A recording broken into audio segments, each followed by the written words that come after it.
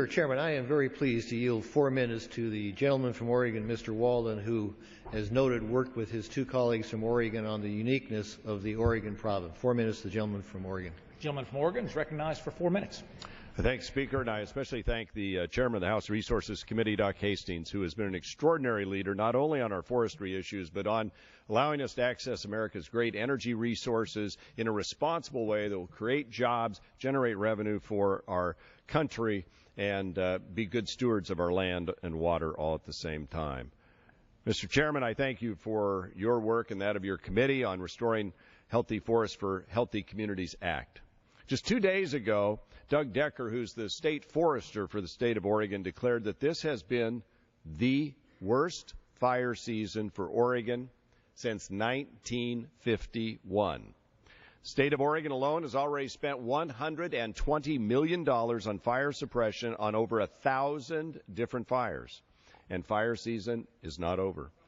According to the National Interagency Fire Center, this situation is the same across our forested states and communities. Last year, more than 9 million acres burned, and the federal government spent $2 billion fighting fires. That's billion with a B.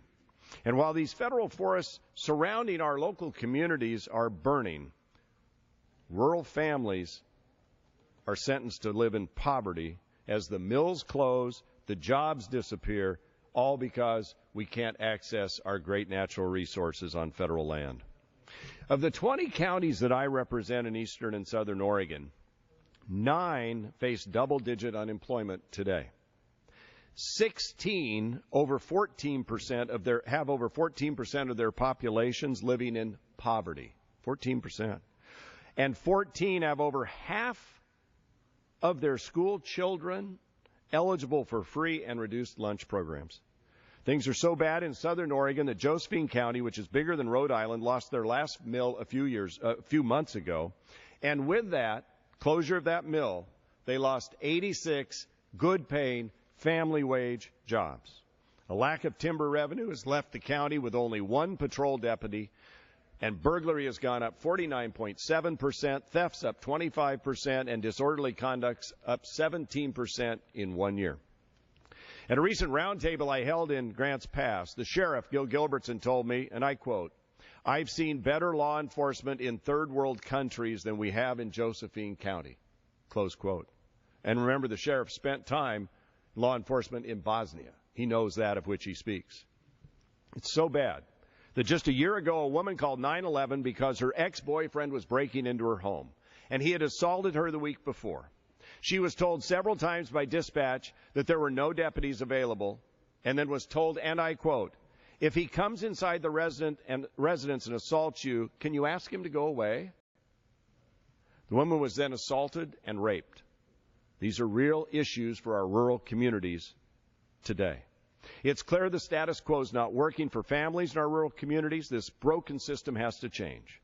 Among many positive provisions in this legislation will lead to healthier forests. This bill would require foresters to look at the sustainable yield a forest could provide and then harvest just half of that, and only on land that's suitable for timber harvest. It also limits costly and complex paperwork and requires that it be completed in a timely manner. The bill also contains long overdue provisions for expedited cleanup and salvage. Just like we clean up after floods and tornadoes and hurricanes, isn't it time we cleaned up and replanted and restored after forest fires? This bill also includes legislation that I wrote with my colleagues from Oregon, Representatives DeFazio and Kurt Schrader, on Oregon's unique ONC lands. We have worked through our differences and forged a balanced, common-sense plan that would create or save thousands of forest jobs in Oregon. We would ensure the health of these lands for future generations and provide long-term funding certainty for Oregon's rural schools, roads, and law enforcement agencies that lie within these counties. And it would end the status quo of endless litigation. The plan has broad support in Oregon, from local officials to sheriffs and DAs to business groups and labor unions to newspaper editorial boards. I have here the letters of support and resolutions from 24 counties across Oregon that, with your permission, Mr. Speaker, I'd like to have entered into the record.